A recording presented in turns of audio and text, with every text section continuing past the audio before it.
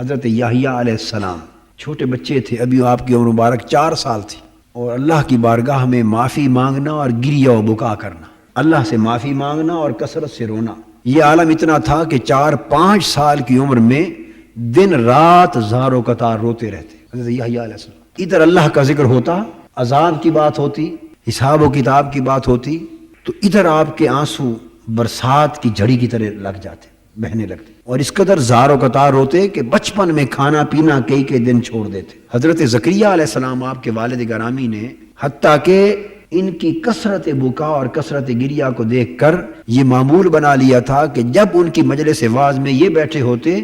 وہ معافی کا اور آخرت میں عذاب و حساب و کتاب کا ذکر ہی نہیں کرتے تھے، وہ رحمت کی اور بخشش کی اور جنت ہی کی بات کرتے رہتے، اور ان کی بھی کان ترس جاتے، وہ چھپ کے بیٹھتے کہ والد گرامی دیکھے نہ اور معافی کی بات ہو کر بیٹھے، اللہ کی سے معافی مانگنے کی بات، اللہ کے عذاب کی بات کر دیں، ان کو ایک لذت آتی،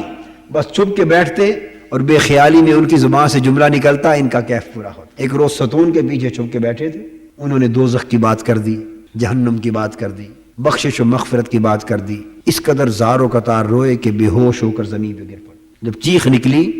تو ان کو پتا چلا کہ یہ تو یحییٰ بھی موجود، اٹھا کے گھر لے آئے، زار و قطار روتے رہے، کھانا پینا چھوٹ گیا، روتے روتے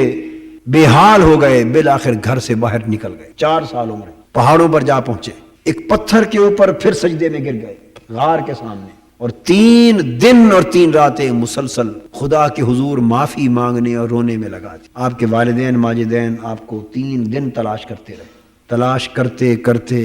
کرتے کرتے ان پہاڑوں کی طرف آ پہنچے جس غار کے دہنے میں سجدہ ریز 3 راتوں سے رو رہے تھے، کچھ پتہ نہ چلے۔ وہاں ایک بکریاں چروانے والا پھر رہا تھا، چراہ، اس سے پوچھا بھی اس عمر کا ایک معصوم بچہ، پیارا سا خوبصورت سا بچہ تو نے دیکھا ہے کہیں ادھر پہاڑوں کی طرف؟ وہ کہنے لگا میں نے تو اس عمر کا کوئی بچہ نہیں دیکھا۔ اتنی بات ہے کہ آج 3را دن ہے، اس غار سے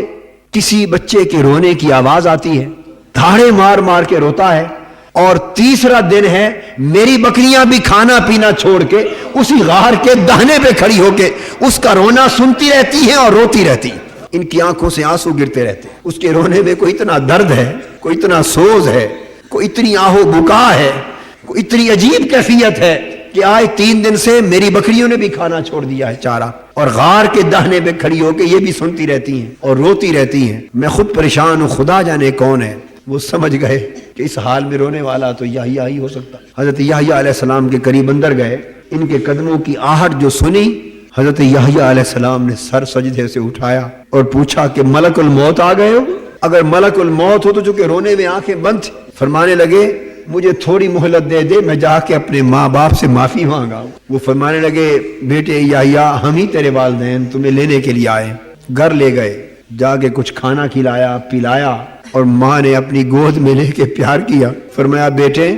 اتنا نہ رویا کر، تو معصوم ہے، تجھے رونے کی کیا ضرورت؟ فرمانے لگی امی جان اس بات کی ضمانت دے دے کہ قیامت کے دن میرا رب مجھ سے نہیں پوچھے گا، میں رونا چھوڑ دیتا۔ والدہ نے کہا بیٹے یہ ضمانت تو میں نہیں دے سکتی۔ وہ پیار کر کے گھر لے گئی، کھانا کھلایا، 3 دن سے بھوکے تھے اور رو رو کے رخسار اندر کو دھس گئے تھے، شکل پہچانی نہیں جاتی تھی، پیار کیا، تھپکی دی، سلایا، فرمایا بیٹے تھوڑی دیر سو جا۔ حضرت یحییٰ علیہ السلام بستر پہ لیٹے، آنکھ لگ گئی، ابھی آنکھ لگی ہی تھی